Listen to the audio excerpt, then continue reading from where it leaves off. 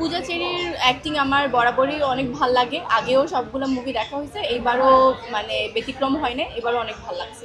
দর্শকের উদ্দেশ্যে বলবো যে কালকে অবশ্যই গতকালকে আমাদের মুভি দেখার কথা ছিল, বাট টিকিট পাইনি, সো আজকে এর জন্য আসছি।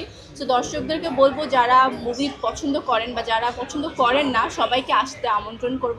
শুধু মাসুদ রানার জন্য না, সব বাংলা মুভির জন্য বলবো আসতে, এসে মুভি দেখতে, যেন হল আরও ভালো হয়, আরও হল হয়, আরও বাংলা মুভি হয়, অ্যান্ড বাংলা মুভি যেন ওপরে উঠে যায়, এটাই বলবো। আর মাসুদ রানা যারা বই পড়েছেন বা যারা হচ্ছে দেখা গেছে যে বই লাভার, সো ওরাও এসে একটা ডিফারেন্ট একটা সিন দেখতে পারবে, ডিফারেন্ট একটা জনরার একটা মুভি দেখতে পারবে। সো আমি বলবো যে সবাইকে হলে এসে মুভিটা দেখতে, না হলে বুঝতে পারবে না আসলে কেমন হয়েছে মুভিটা।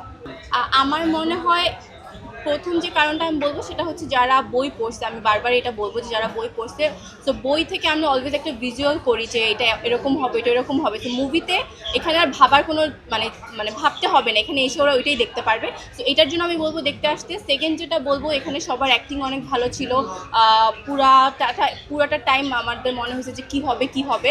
সো যেহেতু মাসুদ রানা বরাবরের মতো থ্রিলার একটা মুভি, এখানে এসে আরও সাসপেন্স অ্যাড হয়েছে মুভিটার কারণে, যে কী হবে এরপরে কী হবে, লাস্ট সিন পর্যন্ত কেউ বুঝতে পারবে না যে আসলে মানে পুরো মুভিটাতে কী কাহিনী ছিল।